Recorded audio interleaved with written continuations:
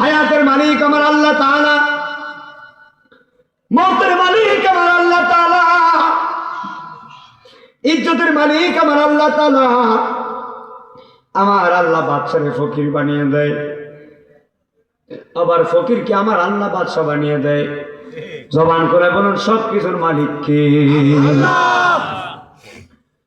দুইটা জিনিস আপনার একদম আপনার জীবন থেকে বাদ দেওয়া লাগবে।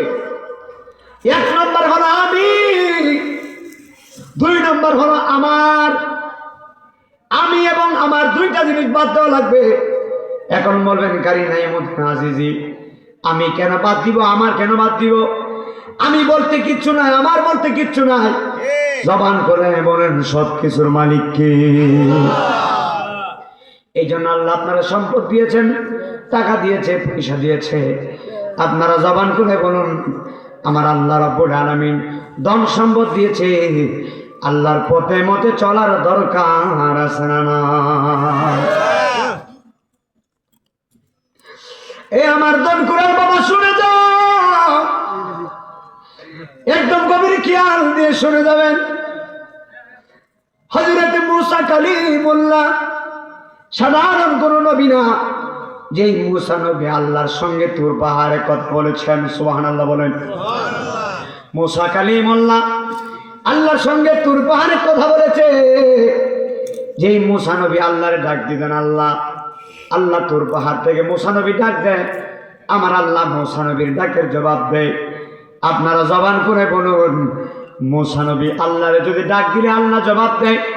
বনপুরাবাসী সুন্নি মানুষ আপনারা বলুন জিন্দাপি কামলাওয়ালা আজকের নাসিরনগরের দনকুরার মাহফিল দেখার ক্ষমতা আছে না? না।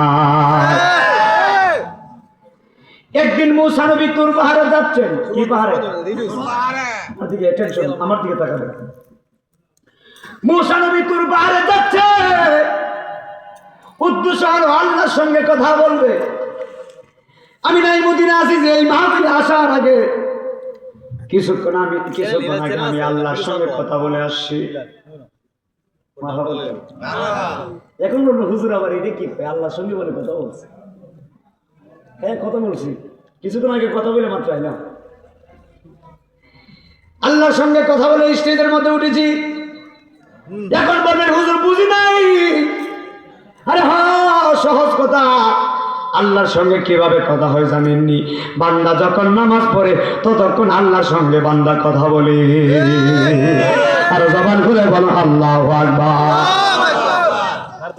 আপনি ফজরের নামাজে দাঁড়িয়েছেন, ফরজ কয় রাকাত? সুন্নাত কয় রাকাত? মোট কয় রাকাত? আল্লাহু আকবার। আলহামদুলিল্লাহি রাব্বিল আলামিন। সমস্ত প্রশংসা আল্লাহ তাআলার, যিনি আসমানের মালিক, জমিনের মালিক, চন্দ্রের মালিক, লৌহের মালিক, সূর্যের মালিক, নবমণ্ডল বলেন, ভূমণ্ডল বলেন, সবকিছুর মালিক আমার আল্লাহ। তাহলে দনকুরার মানুষ জবান করে বলেন নামাজ পড়লে যদি আল্লাহর সঙ্গে কথা বলা হয়, আপনারা বলেন আমরা নামাজ পড়তে চাই কি চাই না? ও এলাহি বড়ই পাতার গরম